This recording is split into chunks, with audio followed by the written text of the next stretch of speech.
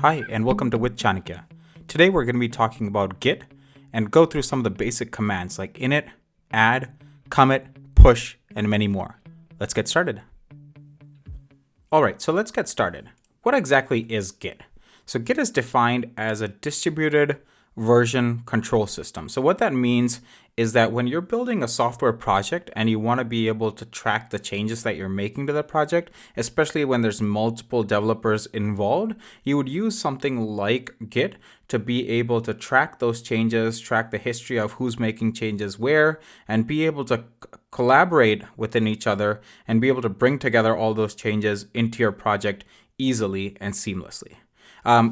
In today's day and age, Git is used very, very widely across any space of software that you get into. So if you're an aspiring software developer, learning the basics of Git will be really important.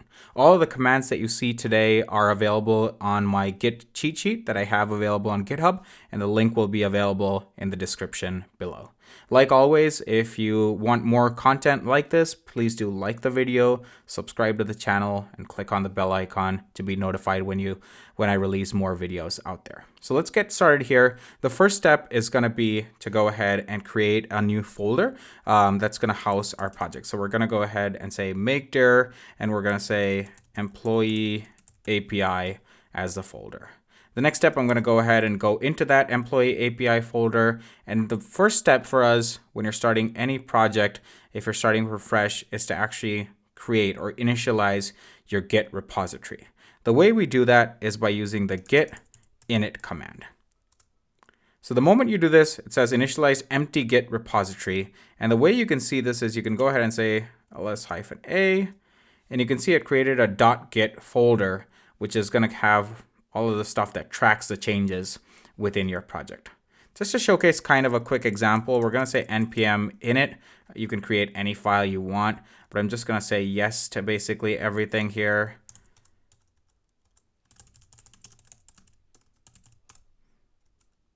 And this is going to create a basic Node.js project, which essentially is just a package.json file. So we have a package.json file. So one of the things you can now see is Git is going to start tracking the changes that you're making within this directory. So you can go ahead and say git status, and you can see that it's saying nothing has been added to commits, no commits have been made, nothing has been added to commit, but there are untracked files. So the package.json file currently is not being tracked by Git. The way you do that is by using the git add command. So you would go ahead and say git add, and you can say git add dot, which means that anything that is not being tracked at this point in time, you want to start tracking it. But for the first one, let's go ahead and say package.json. So that's what we want to add to the tracking. So the next step, I'm going to go ahead and just create another app.js file here, just a sample file, just to show you the difference. We'll go ahead again and say git status. And you can see we now have no commits yet. We have changes that are waiting to be committed, which is a new file, package.json. And then we have untracked files. So 3 different areas within the Git repository. All this is still locally on my machine using Git. The next step, once you've added your files to be tracked, let's go ahead and say git add dot, and then we'll do git status again. You can see that all the files that we have in the repository right now are being tracked. The next step is for us to actually commit this code. So each commit is like a group of changes together that you're committing as kind of like a version, let's say, right? So I'm going to go ahead and say git commit. -m basically means that we want to add a message to the commit, and we're going to say initial commit. There you go. So 2 files changed, 11 insertions, the commit is done. And now anytime you want to go ahead and see the commits, you can say git log, and you can see there's 1 commit there by me. So I'll go ahead and say Q to come back out of that. Now we have the commit done. One of the next concepts within Git is a gitignore file. So let's assume, again, that we're using a Node.js project and you have environment variables in a .env file, right? That have all of our database credentials, some sensitive information. We don't really want information like this, or even things like, let's assume you do an npm install express. This creates a node modules folder. Usually you don't want these dependencies, any secrets, any credentials, sensitive information to be committed to your Git repository because others will have access to this. So the way to handle that is by creating a .gitignore file. So we'll go ahead and say touch.gitignore. And within this file, you can define what elements you want Git to ignore. So if you go at this point in time and you take a look at Git status, it says that there's new .env, node modules, package.lock.json, some new files that are being untracked. What I'm going to go ahead here and do is say node modules. And then the second one, we're going to go ahead and say .env, and we're going to save this, come back here and say git status. You can see that they're gone. So Git doesn't care about these folders or files anymore in our commit. So we can go ahead and say git add. We can do a git commit. You can actually do a git commit -am, which means add and then commit. But we'll just do a commit here. So added git ignore. Beautiful. So now if you go to git log and check it out, we have 2 commits that we've made. So you can see the history of commits on this repository. Once again, if you're working with multiple people and they're providing commits as well, when you go to this code in the future, you'll be able to see the commits of everybody and see kind of the history of your code. Perfect. So the next step of the whole process is to make sure that you have a remote. What that means is you would use an online service like GitHub or GitLab or any other of those sorts of tools to basically be able to publish your code to a central repository somewhere that everybody can access and pull the code from. So right now, everything that you're doing is locally on your machine. Nobody really has access to this. So the way we do that is this is a local repository, and you would have a remote repository on, for example, GitHub. So let's head over to GitHub. The first step would be to go ahead and create a new repository. So I'm going to say create new. I'm going to call this the same thing. I'm going to call it employee API. And then we'll say sample repository here. And we're going to create it. We're going to initialize it with basically empty. We're not adding any gitignore, readme, any of those things because we already created them. And we're going to go ahead and say create repository.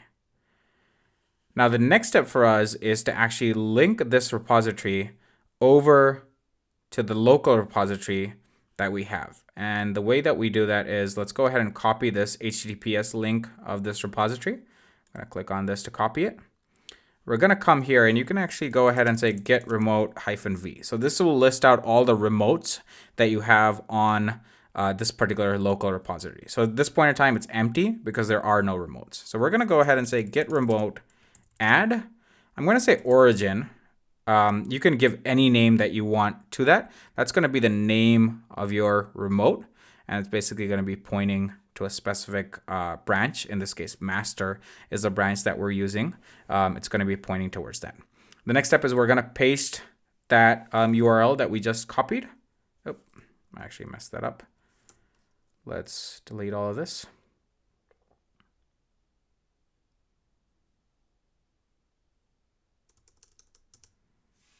Now let's paste that again.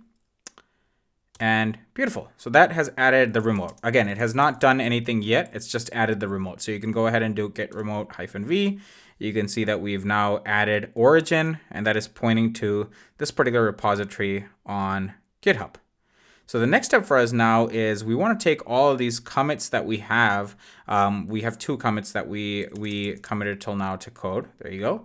We want to push these to the remote repository. So at this point in time, if you go ahead and look at the remote repository, it's essentially empty. There's nothing available there. So the way we do that is, let's come here, we'll do a git push, the name of your remote, and then the branch that you want to push to. So we're saying git push to that remote, which we named as origin, and use the master branch. That's what we're pushing to. So let's go ahead and do a git push. It's pushed all the code to the remote master. And then we can come here, refresh this page, and voila, you can see that our code has been committed to this particular repository. The last one is it's always recommended to have a README file. So we'll do a touch readme.md. MD stands for markdown. And essentially, this is a file that'll describe the repository. So you can use hash, create a heading for the repository. And then here's some text in the README. And you can add links, you can add images, lists, whole sorts of different things that you can add in a markdown file. Now we'll go ahead again, same process. We'll say git add dot to add the README file to be tracked by the Git repository. We'll then do a git commit, and we'll say added README and commit that. Again, we take a look at git log. We have 3 commits in total. And then we'll go ahead and do a git push, origin, master, push that.